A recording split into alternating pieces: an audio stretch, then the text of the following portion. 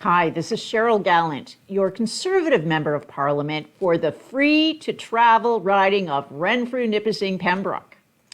Justin Trudeau just spent much of last week traveling around the United States. While his cabinet ministers were in Parliament defending his mask mandates and restrictions on the non-inoculated, he was holding maskless meetings with Democrats. Then Trudeau flew back to Canada and discovered that he had COVID. I guess he was lucky the government had just ended the testing requirement for Canadians returning from abroad last week. Now we're hearing media reports that the government will soon announce it's lifting all vaccine mandates for domestic flights. Even just yesterday, the Liberals who Trudeau has appointed to cushy cabinet positions were defending the federal travel mandates. This is in contrast to the Liberals who are unlikely to ever make it into a future Trudeau cabinet. These MPs began speaking out against the federal mandates. In 7 years, this was the most dissension we have ever seen in the Liberal ranks.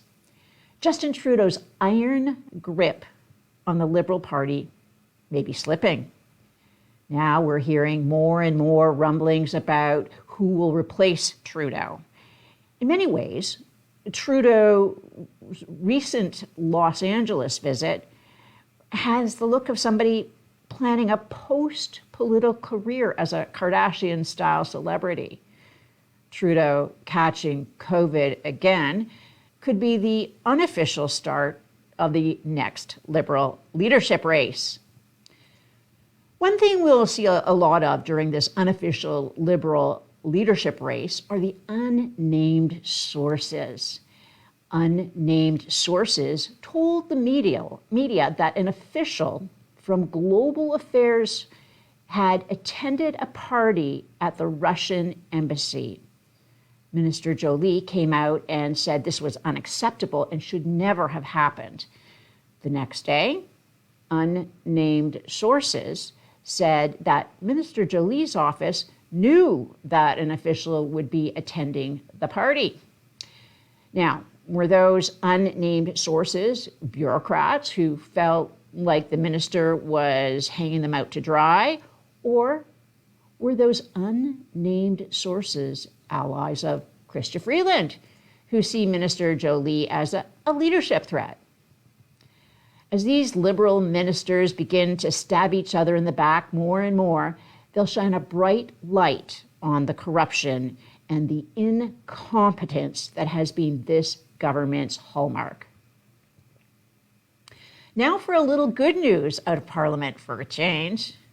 As regular viewers of the Gallant Night News know, the Trudeau Liberals tried to sneak a dangerous piece of legislation through the Senate.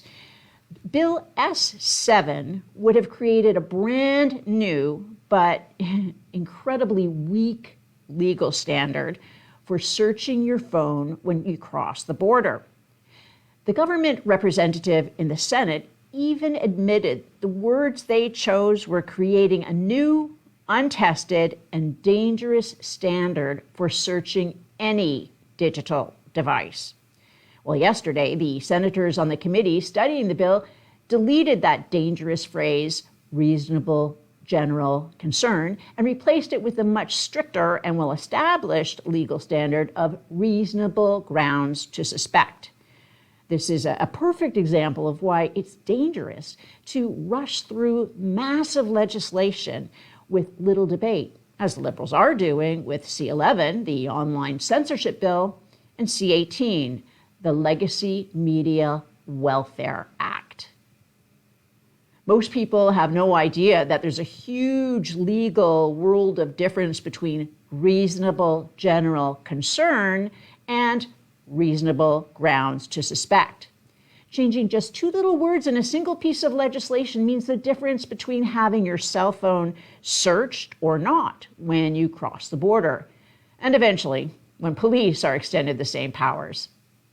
With bills like C11 and C18, where the government is trying to regulate something as big and as complicated as the World Wide Web, the consequences of changing a few words could mean the end of thousands of jobs. With the Liberals, you always have to read the fine print. Later today, the government is expected to announce an end to federal vaccine mandates. But wait, before you go and delete the ArriveCan app or book your next vacation, be sure to read the fine print. You can never trust what this government says. Always read the fine print. Live from Ottawa, this is Cheryl Gallant.